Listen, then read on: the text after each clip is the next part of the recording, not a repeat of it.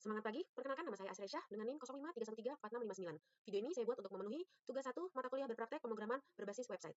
Pada tugas praktik ini, saya membuat aplikasi website sederhana menggunakan HTML, CSS, dan JavaScript untuk pengelolaan bahan ajar. Aplikasi ini mencakup fitur login, kemudian dashboard menu, kemudian ada dashboard perihal tracking, dan terakhir adalah informasi stok bahan ajar. Tujuan aplikasi ini adalah untuk membantu memonitoring data bahan ajar, mulai dari stok hingga distribusi pengiriman. Saya menggunakan data dummy sebagai simulasi backend sehingga walaupun belum menggunakan database, alur sistem tetap bisa berjalan. Di sini kita menggunakan JS file.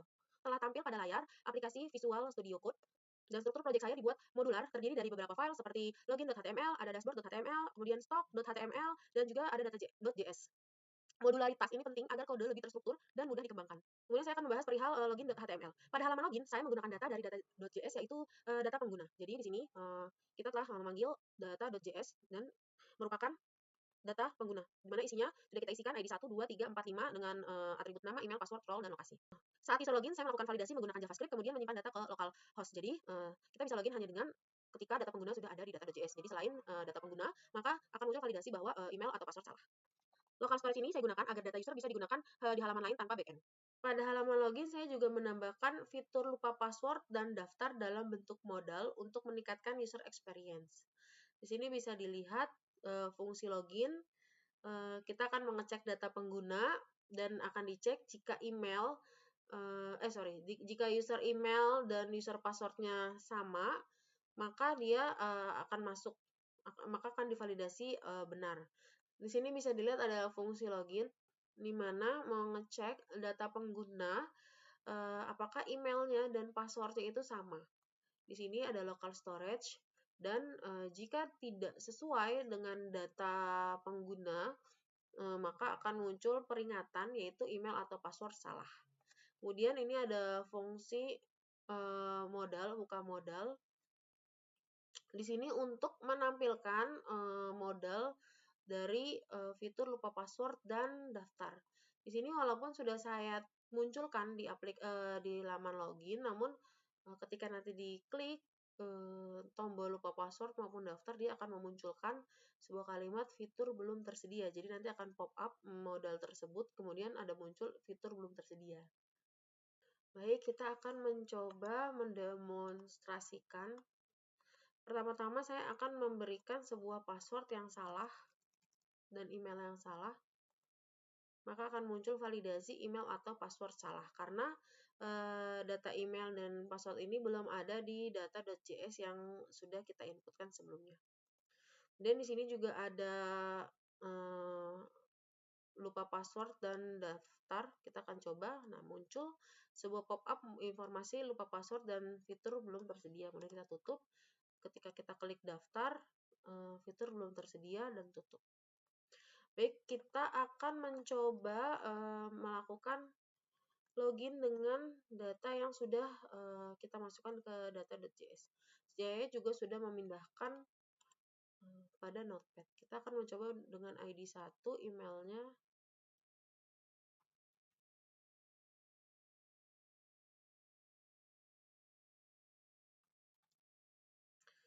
Di sini sudah berhasil login. Di sini juga pada soal kita diminta untuk menampilkan greetings. Di sini saya menuliskan selamat malam.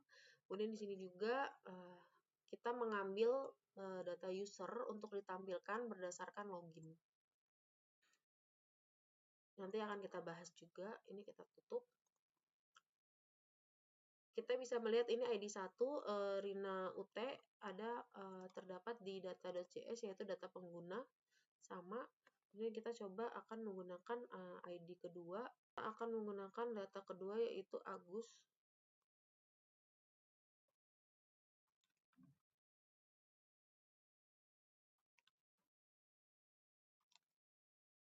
Berhasil login, muncul ke dashboard.html dan di sini nama penggunanya berubah karena berdasarkan informasi login. Di sini kenapa selamat malam? Dikarenakan mengikuti data pada waktu lokal komputer di sini di 10.17 PM, maka dia terbacanya selamat malam. Kemudian kita akan membuka dashboard.html. Pada dashboard yang sudah ditampilkan sebelumnya, saya menambahkan atau menampilkan greeting berdasarkan waktu menggunakan JavaScript. Di sini dapat dilihat bahwa jika jam di bawah 12 dia akan menampilkan selamat pagi. Jika bukan dari itu di bawah 18, jam di bawah 18 dia akan menampilkan selamat siang. Selain itu dia akan menampilkan selamat malam.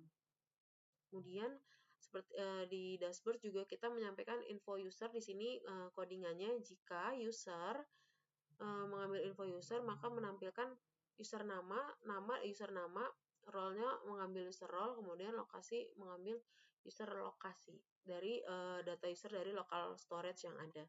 Ini menunjukkan adanya integrasi antar halaman. Kemudian kita akan membahas perihal informasi bahan ajar itu ada di stock.html. Data bahan ajar berasal dari variabel data bahan ajar yang ada di data.js. Bisa dilihat di sini kita mengambil source dari data.js. Di sini selain data pengguna, dia juga ada data bahan ajar yang berisikan kode lokasi, kode barang, nama barang. Dan data bahan ajar ini kita panggil di stock.html untuk nantinya menampilkan perihal cover, kode lokasi, kode barang. Kemudian kita akan membahas informasi bahan ajar yang ada pada stock.html. Data bahan ajar berasal dari variabel data bahan ajar di data.js. Bisa dilihat di sini source-nya data.js. Data ini kemudian saya tampilkan menggunakan manipulasi DOM. Saya menampilkan data lengkap seperti kode lokasi, kode barang, nama jenis, edisi stok, dan juga cover. Pada halaman ini, saya membuat dua fitur utama yaitu tambah data dan update stok. Di sini bisa dilihat ini fungsi tampil, kemudian ini ada fungsi tambah kode lokasi, kode barang, dan lain-lain. Kemudian semuanya ini adalah wajib diisi.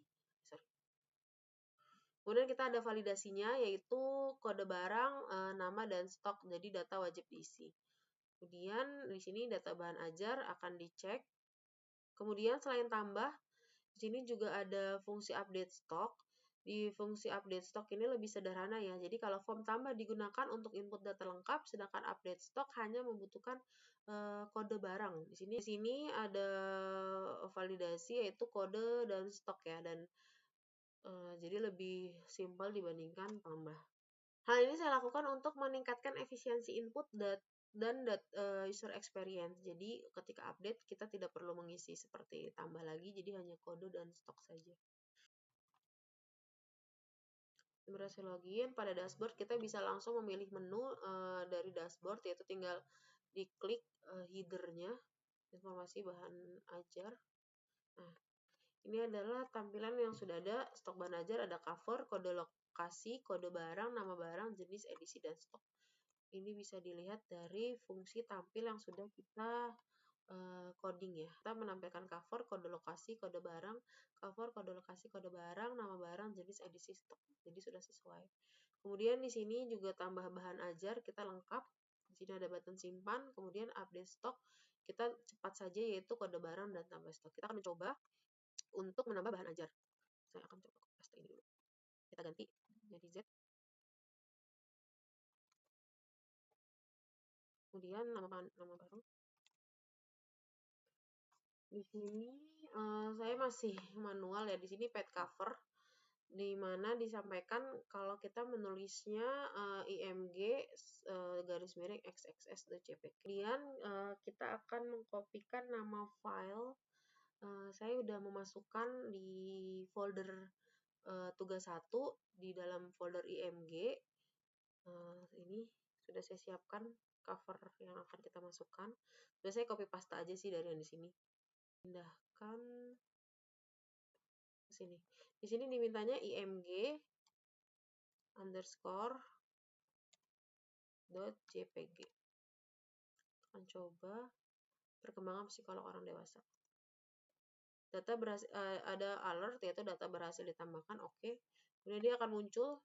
Tadi sebelumnya hanya perkembangan anak usia dini, dan yang tadi kita inputkan perkembangan psikolog orang dewasa berhasil diinputkan ke stok bahan ajar. Kemudian mohon maaf ini masih belum langsung clear. Dan kita akan refresh, kemudian kita mencoba mengupdate stok dengan cepat. Di sini yang diupdate adalah kode barang dan tambah stok 78. Jadi stok terakhir di 278. Kita akan coba menambahkan 2 stok, jadi harusnya 280. Kita klik update stok, stok berhasil diupdate. Oke, kita survei membuktikan bahwa stoknya berhasil diupdate ya, yang tadi kita update dari 278 menjadi 280. Kemudian kita akan melakukan tracking pengiriman. Fitur tracking menggunakan data tracking dari data .js. Kita akan melihat .html-nya, yaitu source-nya dari data.js. User dapat memasukkan nomor DO atau delivery order, kemudian data ditampilkan secara dinamis menggunakan manipulasi DOM. Jadi kita akan menampilkan data namanya, kemudian statusnya, data ekspedisi, data tanggal kirim, dan total. Kita akan melihat data.js-nya. Jadi ini data tracking, kemudian kita akan coba cek dan apakah akan muncul seperti yang sudah kita taruh di data.js. Kita akan mencobanya. Ini nomor DO-nya punya Rina. Oke, dia akan muncul nama Rina Wulandari, statusnya dalam perjalanan, kemudian ekspedisi JNE, tanggalnya 25 Agustus 2025, total 180.000. Dan di sini juga ada perihal riwayat perjalanan. Hal ini sudah sesuai dengan permintaan dari tugas 1. Kemudian pada tugas 1 juga diminta untuk ada header seperti dashboard, informasi bahan ajar, tracking pengiriman, laporan yang terdiri dari monitoring progress DO, rekap bahan ajar, dan histori bahan ajar. Namun saat ini website yang dibikin belum memiliki isinya, hanya baru tempatnya saja. Kemudian pada tracking pengiriman ini, saya juga menambahkan validasi form agar tidak kosong. Kita akan coba klik tombol cari tanpa mengisikan nomor DO. Jadi di sini akan muncul alert data tidak ditemukan. Dan di sini saya juga memberikan sebuah panduan agar pengguna tidak bingung untuk menulis apa pada feed yang disediakan. Ini pada tracking pengiriman, kemudian juga di informasi bahan ajar, kita di field ini kita disampaikan kalau ini harus menuliskan kode lokasi, kode barang, dan lain-lain. Di sini kita juga ada validasinya. Yang juga kita udah lihat di codingannya bahwa wajib diisi, data wajib diisi untuk seluruhnya. Kemudian update data stok juga sama, kita punya validasi isi data dengan benar karena ini masih kosong. Kita coba isi kode barang saja, juga akan muncul validasi. Jadi harus semuanya diisi maupun ini juga ada validasi tidak bisa selain angka. Jadi kalau saya klik huruf, dia tidak mau.